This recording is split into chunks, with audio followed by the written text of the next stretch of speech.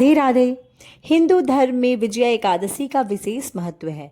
यह एकादशी फाल्गुन मास के कृष्ण पक्ष में आती है और इसका नाम विजया इसलिए पड़ा क्योंकि इस व्रत को करने से साधक को हर क्षेत्र में विजय की प्राप्ति होती है। यह एकादशी भगवान विष्णु से जुड़ी मानी जाती है, इसलिए इस एकादशी के दिन भगवान विष्णु की उपासना करने से शुभ फलों की प्राप्ति होती है। अगर हम पुराणों की बात करें तो इस दिन व्रत रखने से आपके जीवन में हुए समस्त पाप नष्ट हो जाते हैं और आपको मोक्ष की प्राप्ति होती है। भगवान विष्णु को सभी पालनहार के रूप में पूजते हैं, इसलिए ऐसी मान्यता है कि इस व्रत को रखने वाले के जीवन से सभी कष्ट समाप्त हो जाते हैं।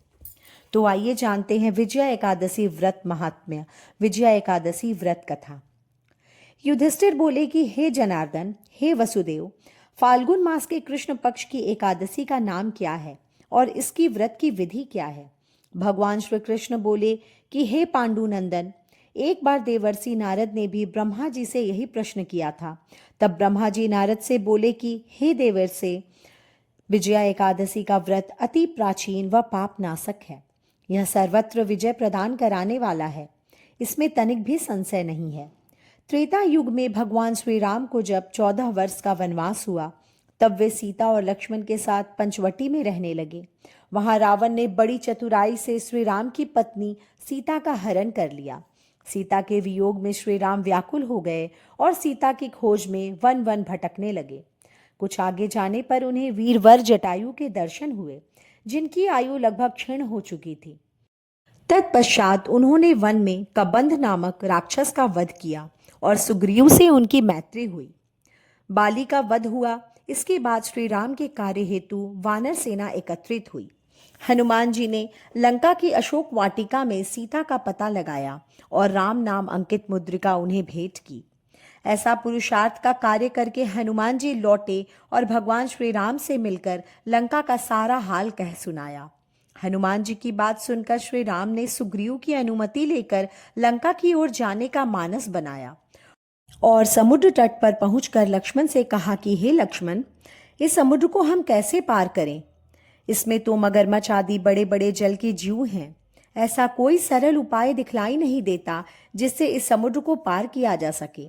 तब लक्ष्मण ने कहा, हे प्रभु, आप तो पुराण पुरुष हैं, आपसे क्या छिपा है। यहाँ से लगभग आधा योजन की दूरी पर मुनि बकदालभ्य का मनोरम आश्रम है। आप उनके पास जाकर उन्हीं से इसका उपाय पूछिए। लक्ष्मण के कथन के अनुसार श्री राम मुनि बकदालभ्य के आश्रम पहुंचे और शीश झुकाकर प्रणाम किया तो मुनि ने उन्हें देखते ही पहचान गए कि ये तो श्री राम हैं, जो किसी कार्यवश ही मानव तन धारण किए हुए हैं। उन्हें देख मुनि को बड़ी प्रसन्नता हुई।